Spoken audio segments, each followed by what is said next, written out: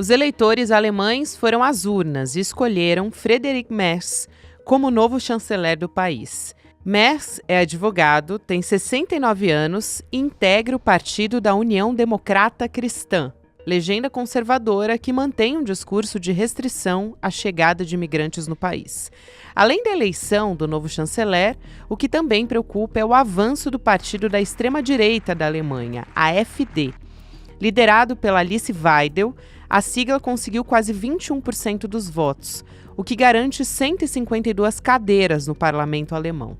Esse resultado não surgiu da noite para o dia. A AfD vem construindo a sua notoriedade desde 2013 e ganhou mais holofotes com a ascensão da extrema-direita no mundo. Figuras de grande projeção mundial, como Elon Musk e o Steve Bannon, já demonstraram apoio à AfD.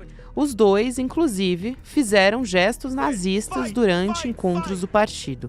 Para a extrema-direita mundial, ganhar terreno na Alemanha tem um significado simbólico. O país foi berço do nazismo, com uma ideologia eugenista, violenta e brutal, liderado pelo Adolf Hitler durante o Terceiro Reich. Desde o fim da Segunda Guerra, a extrema-direita não tinha relevância política na Alemanha. Mas agora, com novas forças impulsionando o fortalecimento, o partido alcança o melhor resultado dele nas urnas desde 1945. Terça-feira, 25 de fevereiro de 2025.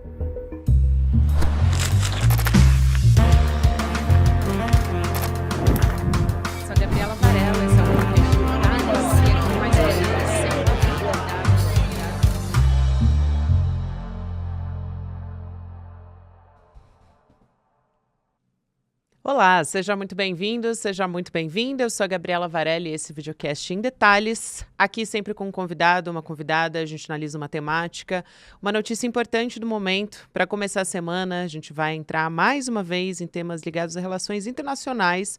Vou conversar com o professor Rubens Duarte, que é doutor em política e estudos internacionais. Rubens, prazer falar contigo mais uma vez, seja muito bem-vindo. Obrigado, Gabriela. É sempre um prazer conversar com você. Saudações também a todas e todos do ICL, quem nos assiste. É muito bom conversar sobre temas internacionais, que 2025 está nos dando muito trabalho. Não tá faltando não, Rubens. Antes da gente começar a nossa entrevista aqui no Em Detalhes, eu quero te lembrar e te convidar para participar de um evento com a gente hoje. A Juliana Dalpiva entrevistou os filhos do ex-deputado Rubens Paiva, que foi torturado e morto durante o período da ditadura militar, o Marcelo Rubens Paiva, que escreveu o livro Ainda Estou Aqui, que deu origem ao filme, que está concorrendo ao Oscar, e também a Vera Paiva. Então, se você está me assistindo no formato em vídeo, você pode apontar o celular para o QR Code que está na sua tela ou acessar emdetalhesicl.com.br para se inscrever, garantir a sua vaga.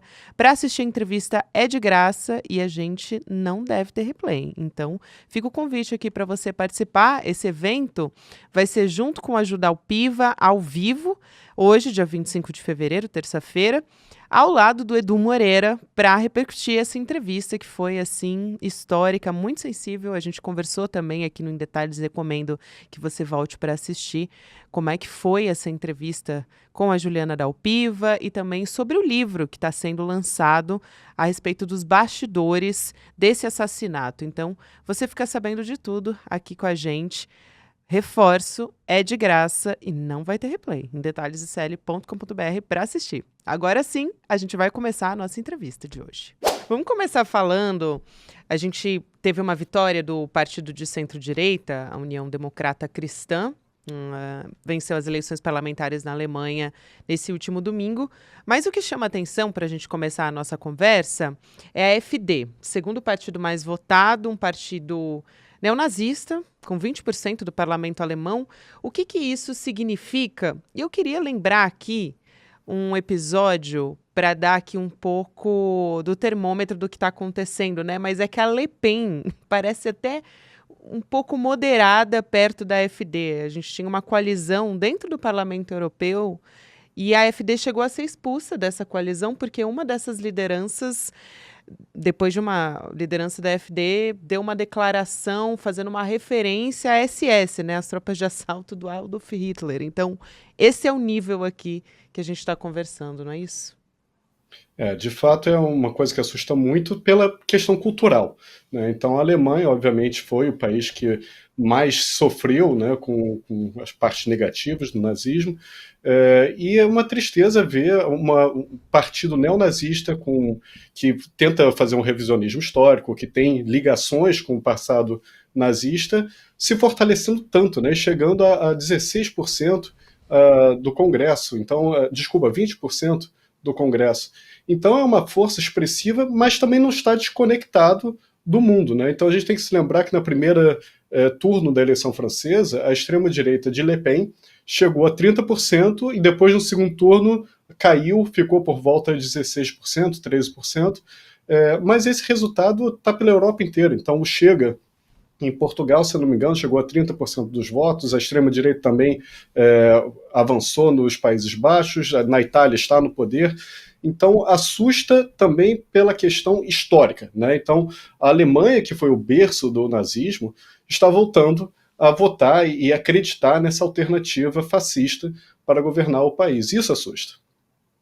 Sem dúvida, e acho que vale a pena a gente lembrar também do Elon Musk se envolvendo nessa história, né? Além da saudação nazista na própria posse do Donald Trump, ele também foi para o X, a plataforma que é dele, para demonstrar apoio publicamente à AfD, dizendo que, enfim, que era o ideal, né? Estava apoiando abertamente o partido neonazista alemão. Aqui também eu ia até passar para você para a gente tentar entender o que que ele ganha com isso, né.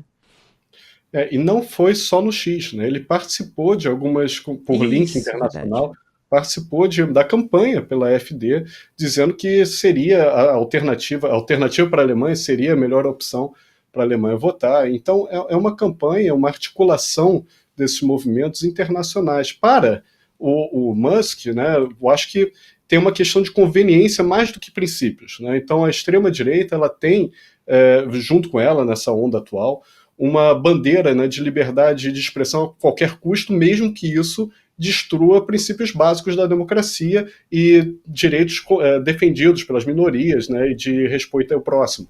Então, eu acho que essa liberdade de ação e falta de responsabilização das redes sociais é o que mais interessa ao Musk, né? Atuar livremente, ganhar dinheiro livremente, a custas do bem-estar social, da civilidade e da democracia. Então, para o que importa para o empresário é o lucro e não o bem-estar social. Claro. E tem um compromisso, aí falando da CDU, né, de não fazer qualquer aliança, até o momento, pelo menos, com a AfD, né. Aí a CDU tá esperando, pelo menos essa é a expectativa, para ver se o Partido Liberal iria conseguir passar na cláusula de barreira, que é o FDP, estava com cerca de 4,5%, precisaria de 5%, né, para ser viável. Qual que seria o caminho para não se associar à AfD, para o CDU? Essa é a pergunta que vamos ver nos próximos meses, né? A França, por exemplo, está numa situação bem parecida e não achou uma solução, até hoje. Uhum. Né? Então, a gente já tem alguns meses da França após a nova configuração da Assembleia Nacional, e eles não chegaram no resultado, porque são três forças que ficaram mais ou menos equilibradas, uma delas de centro-direita, outra delas de esquerda, que pensam diferente, e estão muito difícil de chegar num consenso para formar um governo. Na Alemanha vai enfrentar alguma coisa semelhante. Você precisa de mais de 50% do Congresso para governar, para aprovar legislações, né, e tudo mais. Só que agora, o partido de centro-direita, né, o cristão, conservador cristão, ele ficou com um pouquinho menos de 30%. Né, e a segunda força foi a AfD, de extrema-direita, que tradicionalmente a Alemanha, os partidos políticos, têm uma aliança, né, têm um entendimento que não se faz aliança com eles. Agora, para você não fazer aliança com um partido que representa quase 20% do Congresso, significa que você vai ter que fazer muitas alianças com outros partidos menores para garantir a governabilidade. E aí você tem que trazer para o governo um bando de partidos, um bando de representantes que pensa muito diferente no futuro do país. Então, o grau de negociação e de concessão vai ter que ser muito grande, e isso é extremamente difícil porque cada eleitor do alemão votou para um projeto de país. E aí você vai mudar tudo em nome da governabilidade? é complicado, você gera também uma falta de credibilidade com a população. Então, os próximos meses vão ser dessa negociação para ver quem vai ser o chanceler, muito provavelmente será do partido ganhador, mas quais são as coalizões que eles vão fazer. Muito provavelmente, o governo atual, né, que é da social-democracia alemã, teve sua pior votação na história, mas é muito difícil de imaginar ele fora da coalizão que vai tomar posse agora, porque ainda assim tem 16%, ainda é um partido muito importante, muito votado, e enfim, vai ser parte dessa coalizão, só que obrigatoriamente tem que ter outros partidos. Quais serão? Fica a questão. A gente vai ter que aguardar os próximos capítulos. Agora, se associando aos Verdes e ao SPD, também o SPD, que é da centro-esquerda, também está enfraquecido, né? Então, é ali uma sinuca de bico mesmo. Agora, um movimento que me chamou muita atenção, e eu queria te ouvir sobre isso, é o partido mais à esquerda que o SPD. Que também cresceu. E esse é um movimento interessante porque o Friedrich Merz foi dizer que a esquerda acabou.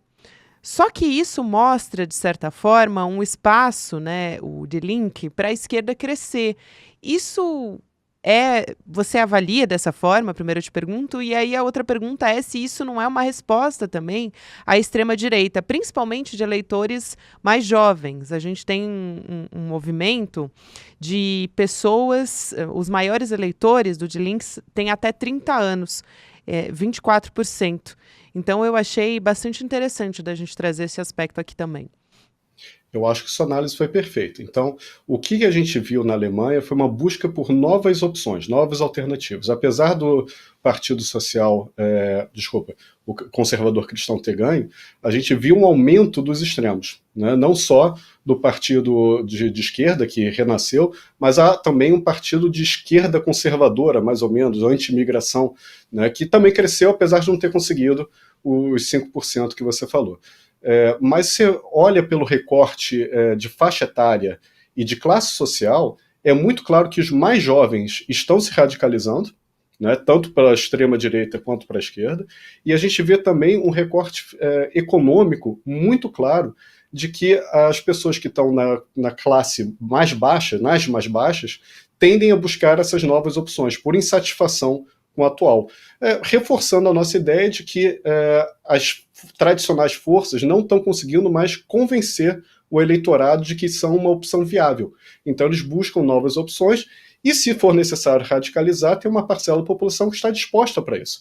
E, obviamente, isso vem com outras questões muito problemáticas.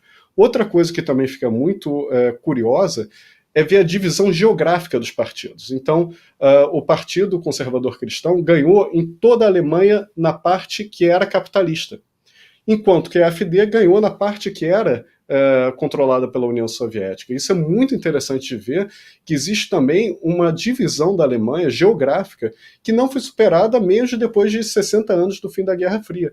Né? Então, essa questão de apego aos princípios democráticos e liberais, ela também varia de acordo com a faixa etária, com a faixa econômica e com o lugar, com a cidade onde você está. Um país dividido, né? E a gente viu isso também na França, né? Então a Provence, né? A Provença francesa, votando muito no Rassemblement National, né? Que é o partido da Le Pen, enquanto que os grandes centros continuam votando ou na centro-direita ou na esquerda. Muito bem, eu também queria pedir sua ajuda, professor Rubens, para a gente tentar entender como é que aconteceu esse enfraquecimento do Olaf Scholz. Daqui a pouco eu vou perguntar sobre as novas lideranças também. Mas ele foi uma liderança fraca, né? Assim, sendo bem simples aqui na avaliação, mas até sem carisma também, mas nunca despontou como um líder europeu. Houve muitas críticas em relação ao enfraquecimento, no enfrentamento à inflação, também na guerra entre Rússia e Ucrânia. Então, a gente viu um enfraquecimento econômico muito forte e uma crise política. Isso tudo contribuiu para esse enfraquecimento dessa liderança do Scholz? Para citar aqui só alguns aspectos. Eu vou adicionar mais uma coisinha. Eu concordo com você, mas eu acho que a gente tem que lembrar que o chanceler alemão ele viveu na sombra da Merkel. que Uhum. ficou anos lá, que era uma pessoa muito forte, muito conhecida, muito estabelecida, né, no poder, e ela sai, deixa um vácuo de poder, deixa uma carência, deixa um saudosismo, digamos assim, e é muito difícil você assumir o poder depois da Angela Merkel, né? Além disso, você falou muito certo, eu acho que a guerra, né, e a crise internacional e da Covid, ela aumentou o custo de vida, aumentou a inflação, criou dificuldades na indústria alemã, também a competição com a indústria chinesa, né, também é uma coisa que deve se contar. A guerra com a Rússia, né, Rússia e Ucrânia, elevou o preço da energia, criou várias outras crises e isso impacta na economia. E cada vez mais a gente está vendo que os eleitores votam menos com a razão, mais com a paixão e olhando para o próprio umbigo, ou seja, os resultados econômicos importam principalmente quando está olhando para seu eixo familiar.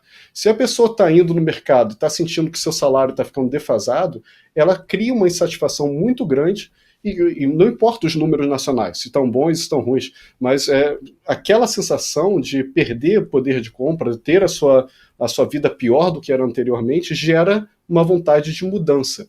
Então, sem dúvida nenhuma, a gente vê o PIB alemão com resultados pífios, a gente vê o preço do mercado, né, o custo de vida aumentando, a gente vê a Rússia invadindo o seu vizinho, você não conseguindo dar a resposta necessária para isso, e com o tempo você se sente insatisfeito e quer novas alternativas. E aí os extremismos surgem como alternativa. Mas deve-se observar também que é cultural na Alemanha você não ter grandes investimentos nas Forças Armadas. Você investe muito em armamento, mas para exportar. Né? Então a indústria, por exemplo, dos blindados alemães é famosíssima. A gente compra vários, o Brasil compra vários blindados alemães. Agora, a própria Força Armada da Alemanha tem pouco investimento.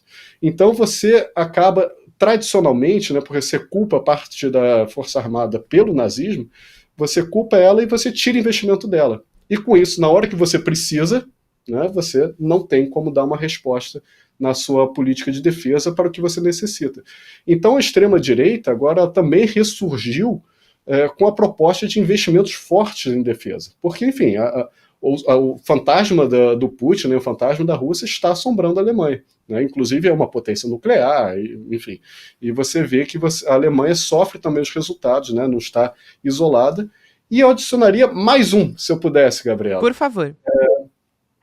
O Trump, né, os Estados Unidos, tradicional aliado, se mostrou não confiável. Né? Porque na hora que for para abandonar, né, os Estados Unidos apoiava a OTAN, apoiou a expansão da OTAN em direção da Rússia, apoiava várias medidas, só que aí na hora que o bicho pegou, né, para usar um termo bem coloquial, mudou o governo, Trump está aí e simplesmente abandonou a Ucrânia e abandonou a Europa à própria sorte. Então, existe também uma chamada de atenção de que a Europa precisa ser um pouco mais autônoma, ao invés de ficar dependendo tanto dos Estados Unidos. E os partidos tradicionais não trazem isso. Então, quem está usando esse discurso são os partidos mais extremos. Excelente, você já foi na próxima pergunta que eu queria te fazer, que era sobre o Donald Trump mesmo, né? Primeiro porque o Merz, quando ele fez o discurso, ele disse: a minha prioridade absoluta vai ser fortalecer a Europa o mais rápido possível para que, passo a passo, a gente possa realmente alcançar a independência dos Estados Unidos. Essa foi a frase.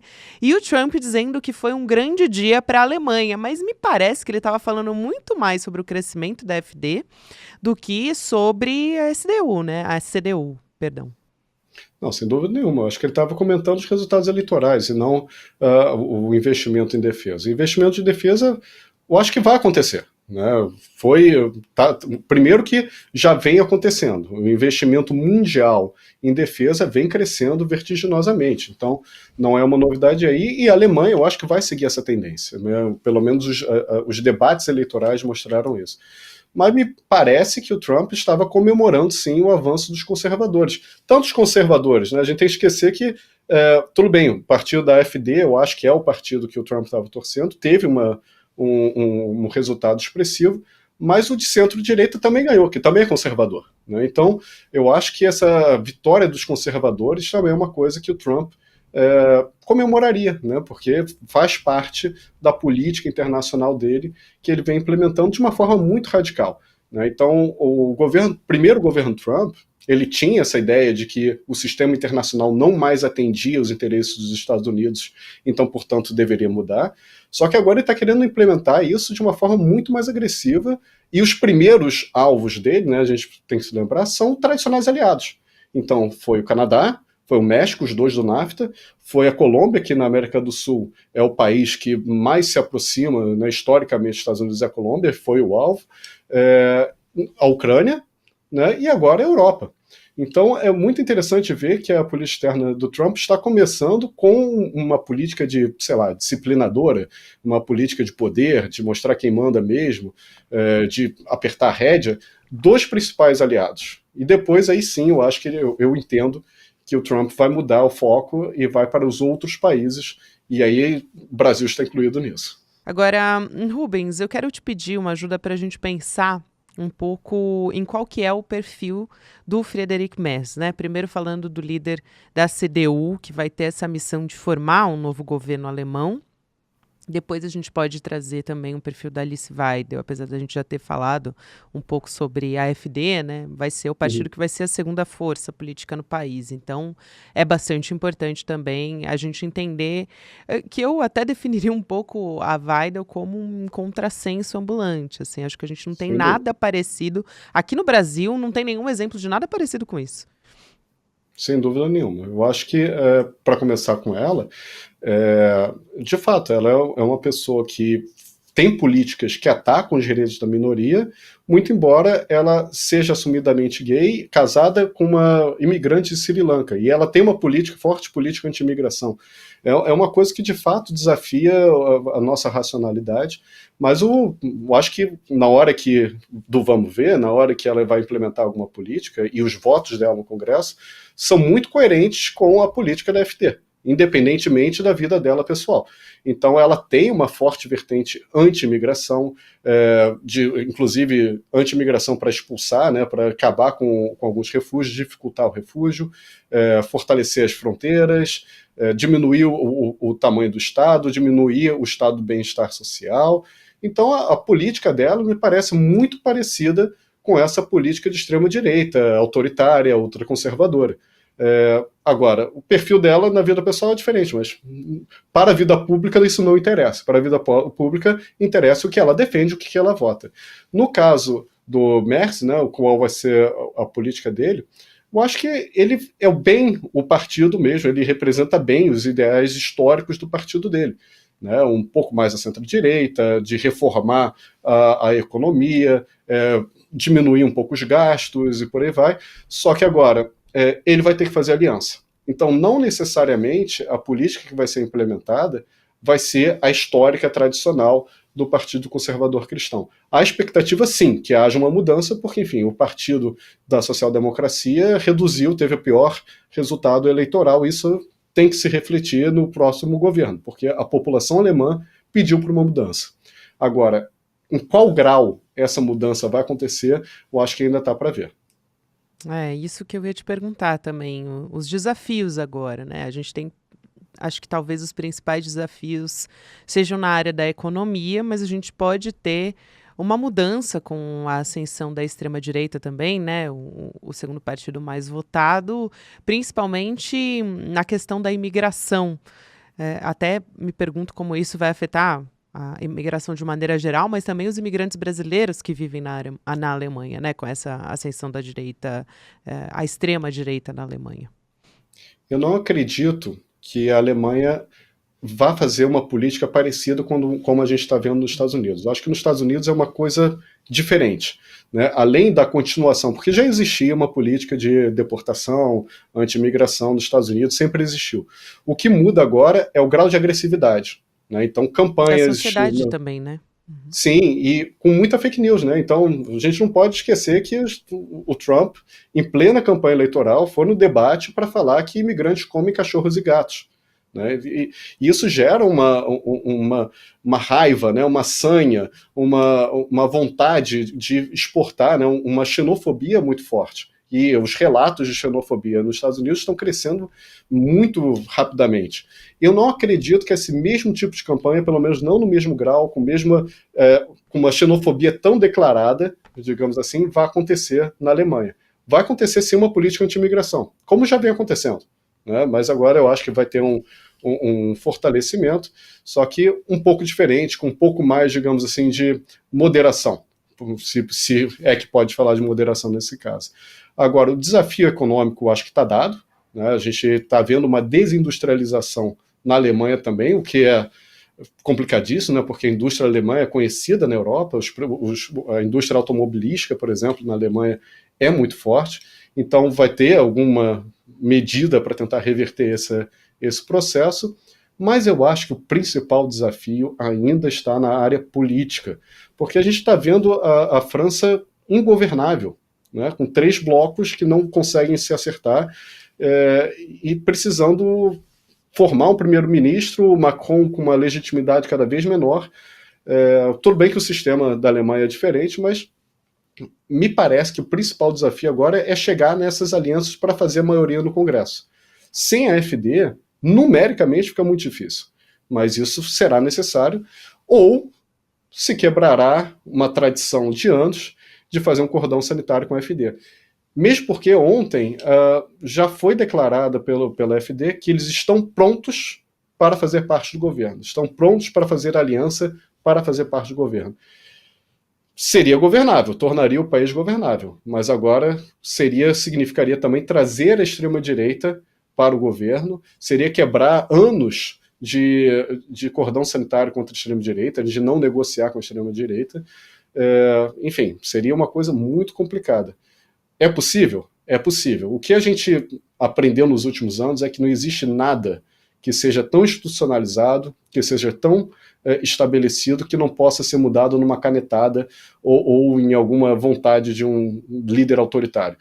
Então, é possível que quebre essa tradição alemã, né, de cordão sanitário e traga a AfD para o governo? Eu não descartaria. Acho improvável, mas eu não descartaria. Essa história da quebra do cordão sanitário, acho que é muito importante. A gente teve recentemente, né, esse fenômeno, e aí Exato. depois a gente teve essa eleição antecipada, e não sei até que ponto também para CDU não contribuiria para um enfraquecimento, né, da imagem também do partido, se acabasse se aliando de alguma forma à AfD, porque já disse que não vai se aliar, né? Então, isso também a gente ainda não sabe se vão conseguir manter esse posicionamento com o andar das coisas daqui para frente, né, Rubens? Eu acho que está longe de ser a primeira opção. Uhum. Não está no momento em pauta. Eu acho que a primeira tentativa vai ser fazer uma coalizão. Se não for possível fazer do jeito que eles querem, vão tentar ampliar e trazer mais governos. Então não está no primeiro nível de prioridade, nem no segundo, nem no terceiro, nem no quarto. Mas com a avançada carruagem, é uma coisa preocupante. A gente está vendo a extrema-direita avançando na Europa toda e no mundo inteiro.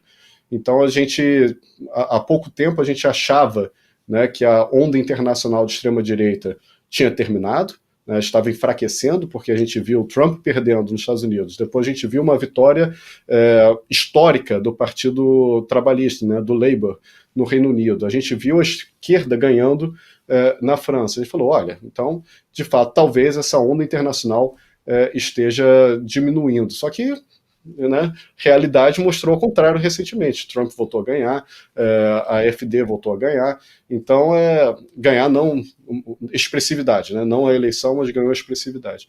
Então, acho que está longe de terminar. E agora, essa aliança, né, nos Estados Unidos, das Big Techs, com a extrema-direita, eu acho que tem um poder internacional. E outra coisa que a gente tem que prestar atenção, aquela decisão do Trump, né, de retirar o dispositivo que impedia que empresas dos Estados Unidos participassem de esquemas de corrupção internacionalmente, né, que existia essa lei que era o seguinte: se uma empresa dos Estados Unidos participa de um contrato fraudulento no mundo, ela seria punida também nos Estados Unidos. O Trump simplesmente tirou essa cláusula. Dr. Rubens Duarte, professor, muito obrigada pela sua presença, sempre um prazer te receber aqui, especialmente hoje, porque Rubens foi para casa correndo para nos atender, então obrigada demais pela gentileza, eu adoro te receber aqui no Em Detalhes e no ICL. Um abraço grande, querido. É sempre um prazer estar aqui no ICL, e se chegar uma multa de excesso de velocidade, eu vou endereçar para você. Não fiquem preocupados com isso. Combinado, então, querido. Valeu, um abraço, até mais. Tchau, tchau, um abraço a todas e todos.